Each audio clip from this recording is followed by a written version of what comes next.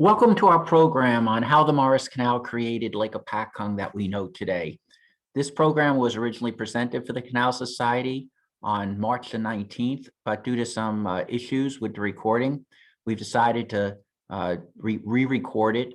So unfortunately, there won't be any questions, but hopefully you'll be able to enjoy the program, and feel free to contact the museum at Lake Hopatcong with any questions that you might have. Lake Hopatcong is probably the greatest legacy we have of the Morris Canal. Without the Morris Canal, there would be no Lake Hopatcong as we know it today. The lake today is the largest lake in the state of New Jersey. It's an amazing natural resource, some 9 miles long, about 3 miles wide at its widest. Depending on how you measure, between 40 and 50 miles of shoreline, some 2,500 acres, and 2,200 homes or thereabouts on it. But that was only formed because of the Morris Canal. In its natural state, the lake was actually two separate bodies of water known as Great Pond and Little Pond, or Brooklyn Pond and Little Pond. And what we've put in front of you now is a drawing that's attributed to George McCullough, widely recognized as the person that originated the idea for the Morris Canal.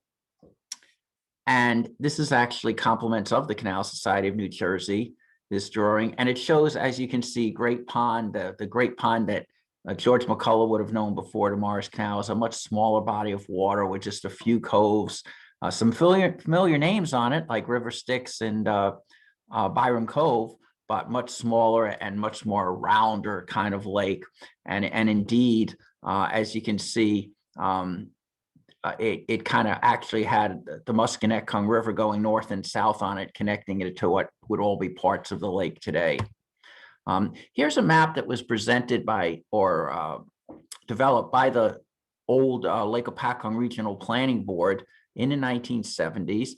It's not 100% accurate as far as dates and size go, but it really does give you a good representation of this darker color here being the original lake or Great Pond. It probably didn't go quite this far in. And then how the lake was first dammed in the 1750s before the Morris Canal for a forge, and raised about 6 feet. And then raised for the Morris Canal. And actually for the Morris Canal, it was raised twice, in the 1820s. And then when the Morris Canal was enlarged in the 1840s, even more water was needed. So they raised Lake Hopatcong to the level we know today. So basically, since the 1840s, Lake Hopatcong has remained the same basic size and level that it is today. And it was also in the 1840s, because of the need for more water, that they created Lake Musconetcong, or as it was known as the Stanhope Reservoir back then, by damming what was a large field and some wetlands to create Lake Musconetcong. Here's Lake Hopatcong as we know it today. And if you follow my arrow on the screen, the way that the dam, or the lock for the Morris Canal sat into what's today's Hopatcong State Park. But the lake in its original form would have actually started closer to here, the area we know as Point Pleasant today, and have gone up this way to Nolan's Point, and a bit into our Byram Cove, and a bit into River Styx, and a bit into what we know as Great Cove, or Vanessa Cove, or Lee's Cove. And that would have been your lake. Then the the Musconetcong River continued northward up and connected with a much smaller body of water, what they called Little Pond, in the area we know today as Woodport or Lake Forest. So then the lake was raised, as we mentioned, through its successive dammings, and through the Morris Canal became the lake that we ultimately know today. What we've done here is flip the lake around on you, and you're looking actually from the north in the Woodport area down to the south, not the normal way that you see the lake, but it gives us a good basis for starting to talk about some of the changes created by the Morris Canal here at Lake Hopatcong. Obviously, as we said, the biggest one is the creation of the lake itself. And that's actually a question we get asked very frequently at the museum: is Lake Hopatcong a natural lake? And indeed, it is a natural lake, just a lot smaller than we know today. The lake today is about 12 or so feet higher than it would have been in its natural form. But even in its natural state, it would have been the largest lake in the state of New Jersey because of the fact that New Jersey does not have, very many larger lakes. This area today we know is Woodport. It was actually known after the Morris Canal was built and the lake became the way we know it as Wood's Port. A gentleman by the name of William Wood operated in this area over here, and it was a commercial kind of operation that was geared toward the Morris Canal, so they called it Wood's Port, and we over the years corrupted it to Woodport.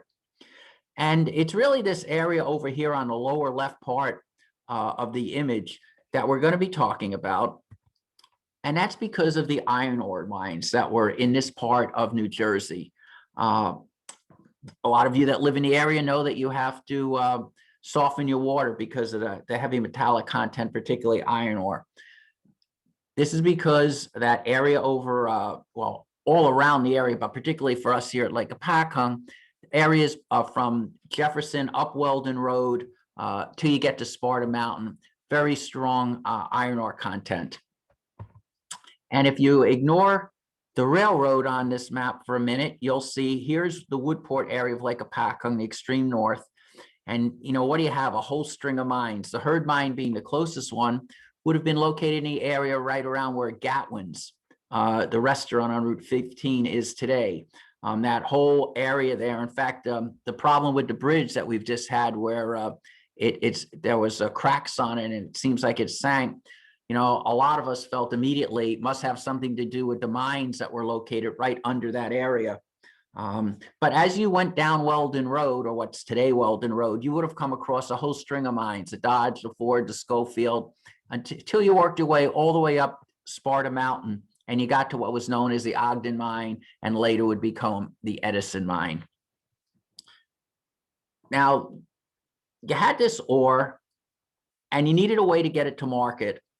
And originally they would take it down the road to Woodport. And in fact, let's go back one and show it to you a little bit easier. They would bring the iron ore down into this area here, into Woodport, and then they would just take it by a canal boat all the way down the lake up to the state park. And looking at it this way, the iron ore would come straight down and it would come into the area that we know today as a state park. It would have been the Morris Canal at that point, through the lock and out on the canal. The problem with this was you still had to put all your iron ore onto wagons, drag them by horse to get to Lake Hopatcong, not really an efficient means of transporting iron ore. So for years, they talked about, what they could do to make that process more efficient. And during this period, railroads were founded and starting to spread in the United States. So they started talking about, can't we run a railroad through all these mines down to the Morris Canal? They were talking about a short railroad, and indeed, it ultimately wound up a 10-mile railroad. Nothing was done to build it until the Civil War broke out. Then with the enormous need for iron ore during the Civil War, the railroad gets charted, but it's actually not completed until 1866, after the war is over. But for the next about 15 years, it would be the greatest source of cargo on the Morris Canal. They built the railroad, as you can see, encompassing all the mines, all the way down here, down along what is today Weldon Road, popping out at the lake over about where Chabon's is today, or Marine Max, that area right in there, came down along the lake and then went along the shoreline inside of what is Nolan's Point Park Road today and came right out to Nolan's Point. A 10-mile long railroad that brought the iron ore right down here to Lake Hopatcong, and it brought it, here's your train track, and there's your iron ore dock. They brought it right down here, and the Morris Canal boats were waiting for it. They would load it into the canal boats, and then by a steamboat, bring these boats across the lake over to the state park, or what we know as a state park today, the Morris Canal, and then they would be able to hook them up with horses or mules or both, and bring it out on the Morris Canal. As you can see, I felt it was worthwhile to put this picture in. While the ore dock has long been removed, you can still see the exact foundation when the lake is lowered, or even in a typical winter when the lake's only down 2 feet, you can see it. But during a 5-foot drawdown, it's very clear. Now, as this process went on, as I mentioned, it was a major source of revenue and cargo for the canal. But it did have an extra step as railroads were starting to expand in America, and that was the canal itself. Since the canal did not operate in the winter, so basically from November to maybe April, you couldn't bring your iron ore out of the mines. And also, it was a slow process, 3 to 5 days to cross New Jersey. And then everything on the canal would stop at night. So trains were a much better option. So it did not take long for them to decide that they could hook this 10-mile railroad to a major railroad. And that's exactly what happened. In 1881, the Central Railroad of New Jersey leased this 10-mile long railroad for 999 years.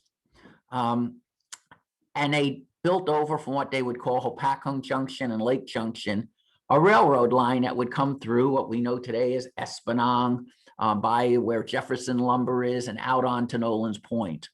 And once that occurred, there was no longer a need to take cargo out down Lake Hopatcong to the Morris Canal. It could come all out by rail.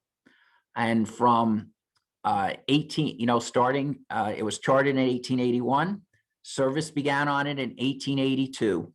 And for all intent and purpose, that was the death knell for the Morris Canal, losing all this iron ore revenue.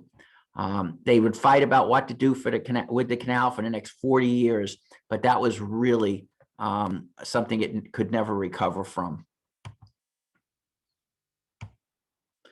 Okay, the Morris Canal is looking for what else they can do for cargo. There's an ice business on Lake Hopatcong. They got this iron ore coming down on the old Ogden Mine Railroad branch. But what else can they do? Well, you go back one slide. Oops.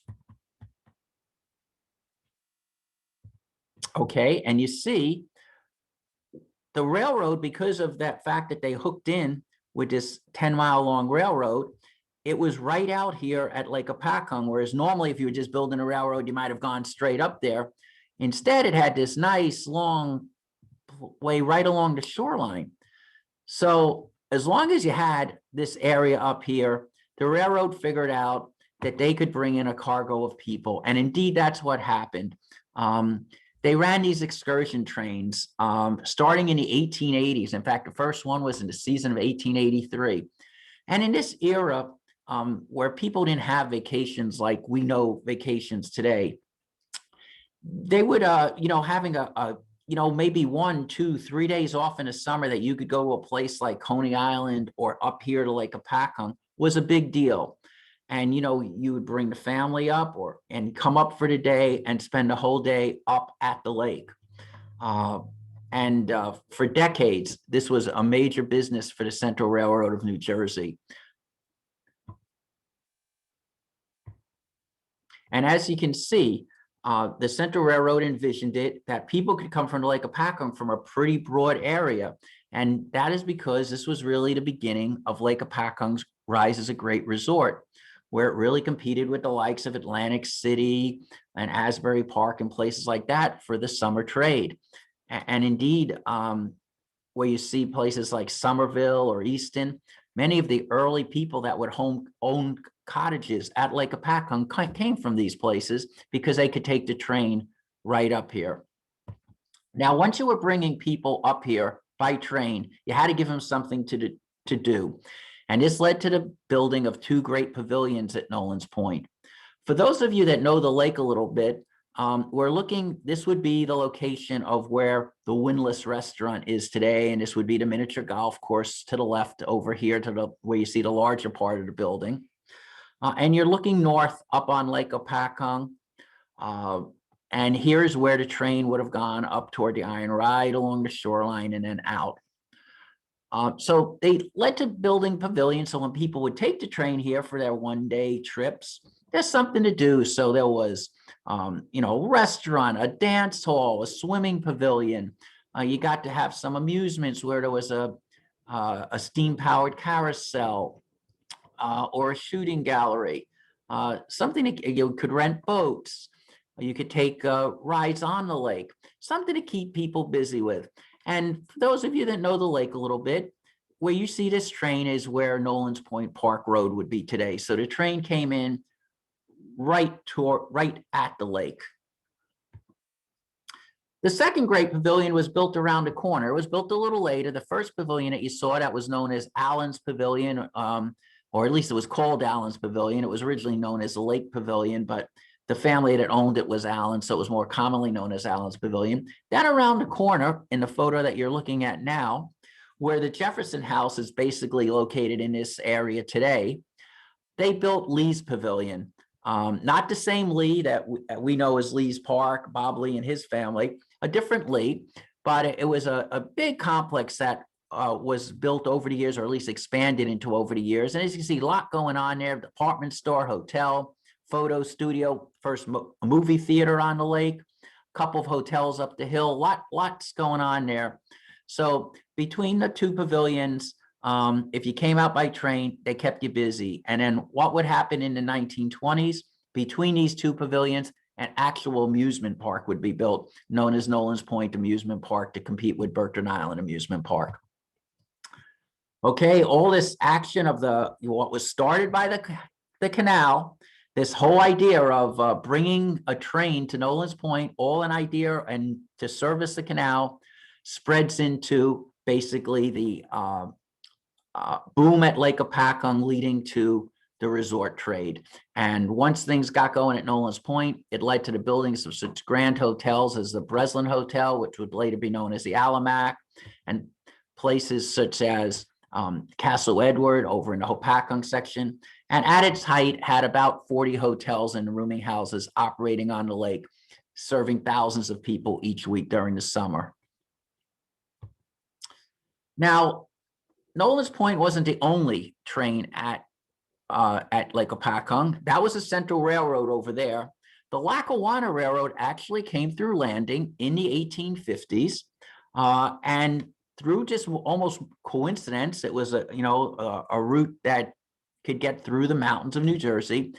For a short area, it went right alongside the Morris Canal at what we know today as Landing. In fact, that's actually a freight spur that used to go over toward the powder plant where Short Hills is today, and also the ice house over at Silver Spring.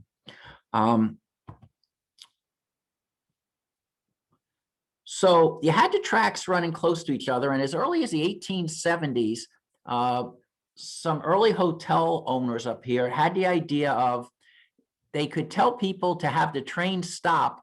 It was just a siding at the time, not a station like you see here, but just a siding where they could be dropped off.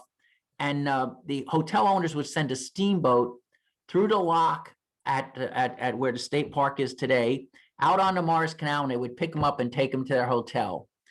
By the 1880s, this had spread to an actual train station here that you see, and it grew in the 1890s as a major way of accessing Lake Hopatcong. And the novel part of it was, since the train and the canal were next to each other, you could come in by train and just walk right across the platform, have your bags placed on a waiting steamboat. Up the Morris Canal, you would come anywhere you were going on Lake Hopatcong, whether it was your cottage, a hotel, a campsite. And literally from the time you got on the train till the time you got to your hotel, boarders could help you with your bags, and off you would go. and in maybe an hour and a half's time, you were at some hotel at Lake Hopatcong. You know, pretty impressive.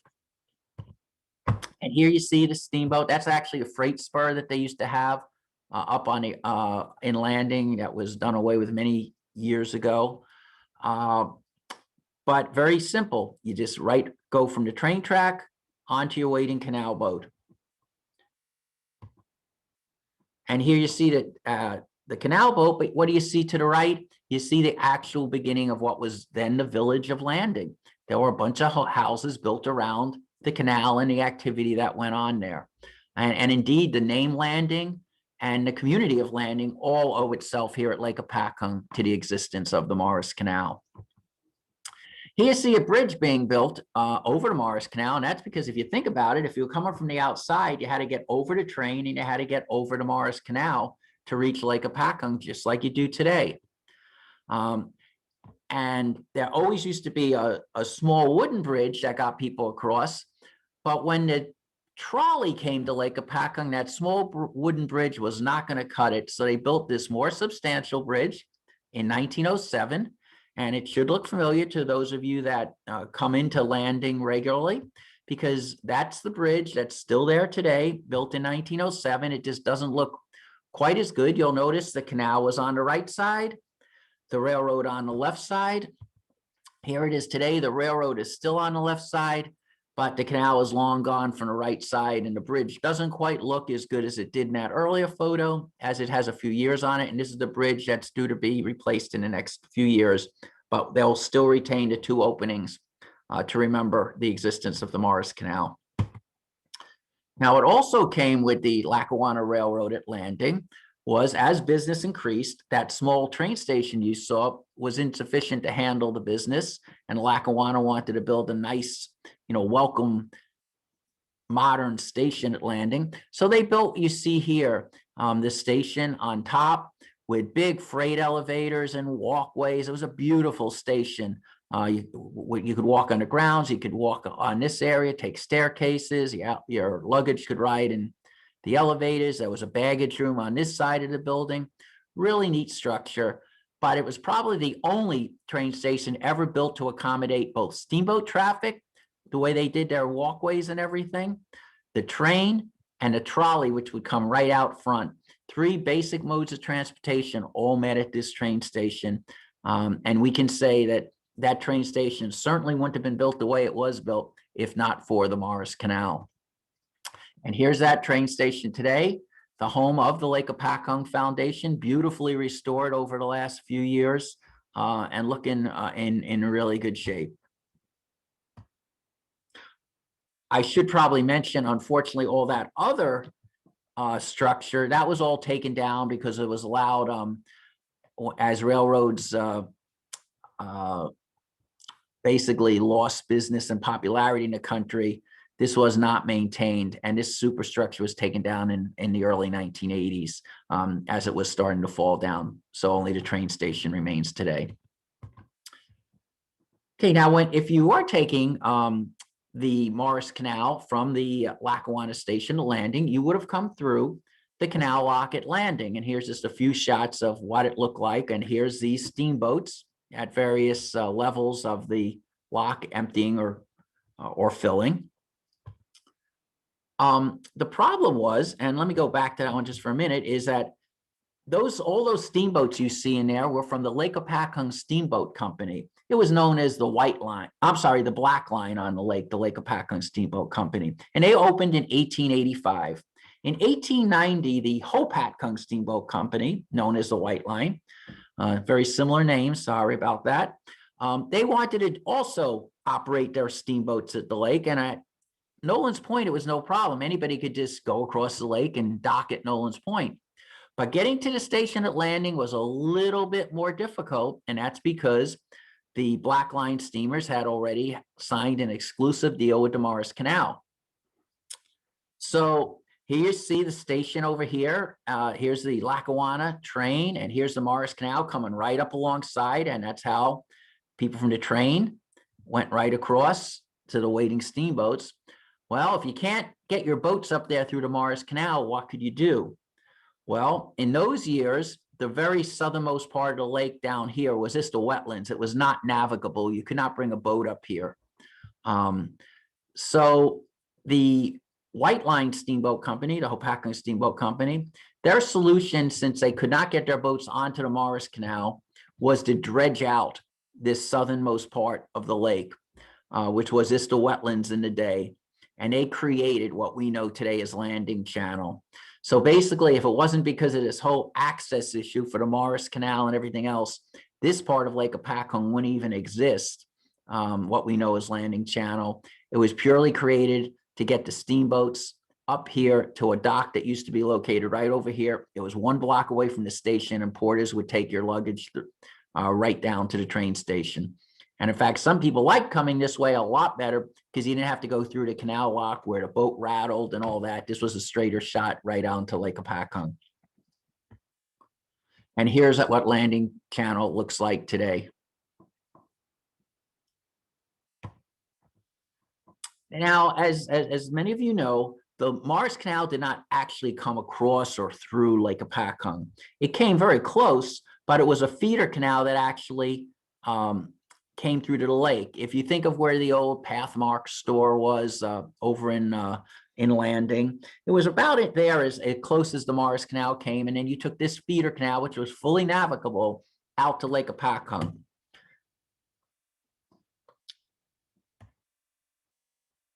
Well, here's a closer image of it. You went through here, down the feeder canal, up to Lake Hopatcong, basically through up to the state park. Here's another image of it. Here you would have been coming through here. Here's the Morris Canal. Here's the lock. Remember, the Lake Hopatcong's been raised through all the damming, so you have to go up 12 feet to get to the level of the lake from the Morris Canal. Out here was an outer pool, which if there was a wait for boats to get into the canal, that's where they would wait. And there was a guard lock or an outer lock over here. So in case you had to do any repairs here, you could keep the water out from the lake by closing these. And the Musconetcong River, which remember, Lake Hopatcong is still the headwaters, if you will, of the Musconetcong River. It all flows from Lake Hopatcong. It did its flow coming around this way. And here was a bridge where, you know, a little different location, but roughly the idea of where Lakeside Boulevard is today.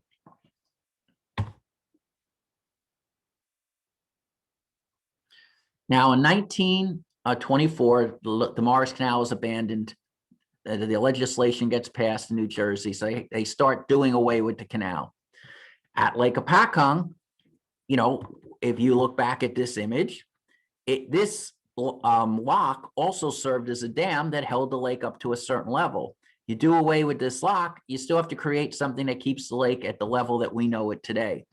And that's what you see in this construction was the building of the dam. And I have to thank Bob Goller for some of these wonderful abandonment photos. And here you see as the dam was built and opened. In fact, this is a really kind of a neat shot because if you look beyond the dam up here, you can see the Silver Springs Ice House, which was the largest ice house on the lake. And that's where the Nixon School is today. So you see they create this land here. And even more so, you have to realize that all the land around the lock was owned by the Morris Canal and Banking Company. Okay, they abandoned the canal in 1924 and they turned that into a park. Now, they didn't necessarily envision the state park as we know it today, but that's what created the park that we do know was the abandonment of the Morris Canal. Here's the dam as it looks today. And, you know, the old lock would have been over on the very right side of this photo. And, you know, people immediately, it's a park. They want to come here and you know, recreate. And in the original years, what they would do is they would get the water coming over the dam and be there. And it's interesting if you see, and you see some of the early movies that were actually taken, people would just climb up on the dam, the kids. It doesn't look very safe by any standard we know today, but that's how they would do it. As the years went on, it became to develop more into the park that we know today. In fact, these gals that were here probably in the late 40s, early 50s, You can see that there's still cottages behind them because the beach did not exist yet. People used to be able to rent cottages actually right along the shoreline as part of the park activities. But what we do see there is we already can see the turbine that had been removed from plane 3 East on the canal, or the turbine wheel, because someone had the foresight to save one of these, and they moved it over to what they knew was going to be a park. And although this would have been buried under the earth as part of the plane construction, they saved one for us that we can at least Google at today. And it was nice of the gals to all stand in front of it and get us a nice picture of how it looked maybe about 20, 25 years after the park opened.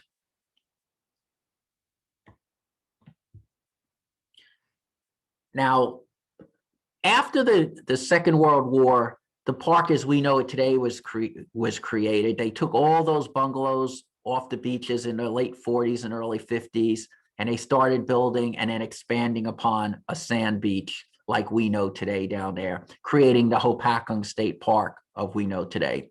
But remember, all of Hopatcong State Park is on what was formerly Morris Canal property and was formerly all part of that lock to get into Lake Hopatcong.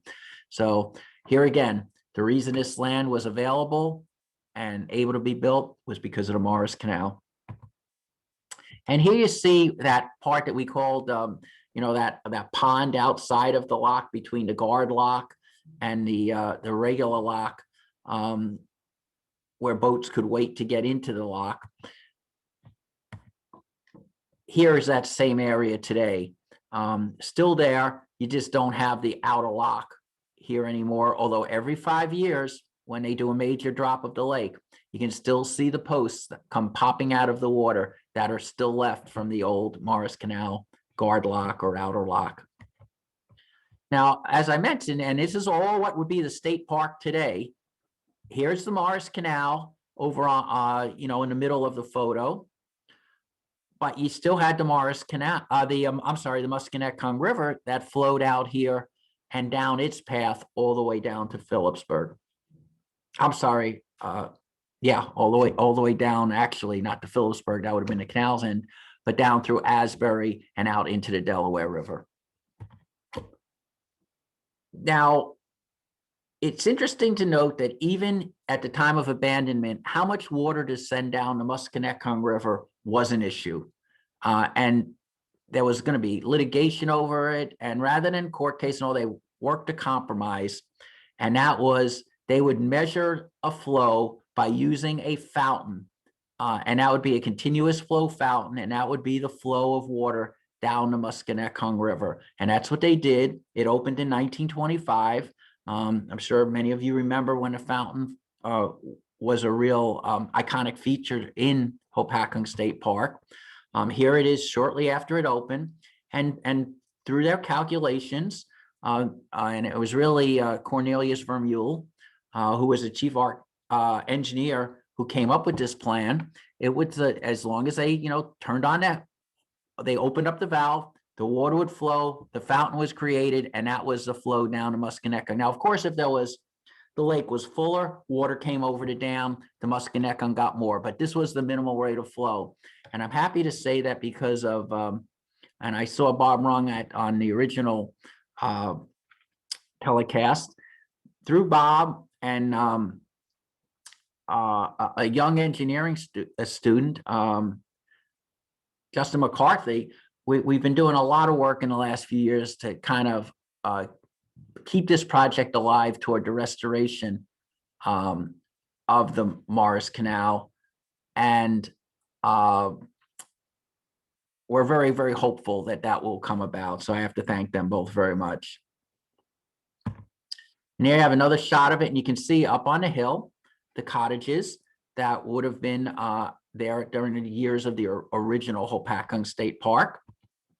And there's an old friend of the Morris Canal, or maybe not so much, but there's Hudson Maxim, who was really the architect for the abandonment, or at least the driving force of it, if not, truly an architect.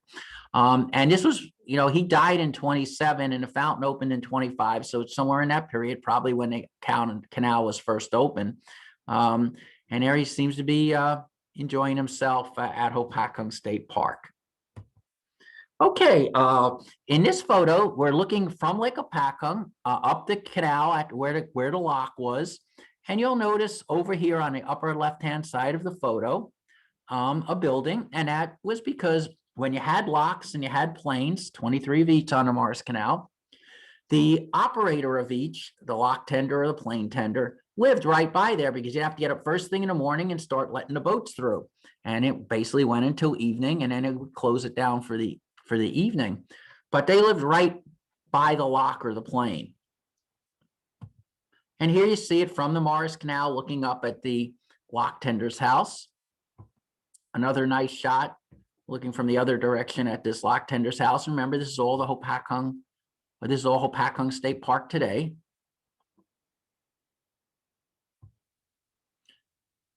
Another shot. And here's the Messinger family, longtime lock tender.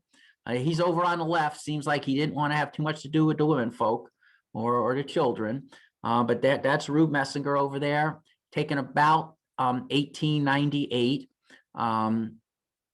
And he actually would become the first superintendent of Hopatcong State Park after the canal was abandoned in 1924. And he and his family continued to live there during the early years of Hopatcong State Park. There's that same building today, now the home of the Lake Hopatcong Historical Museum. And you know, here would have been where the canal came through, looking up the hill, and you have the monument for Hudson Maxim there, right? Kind of in a prism of where the canal would have been.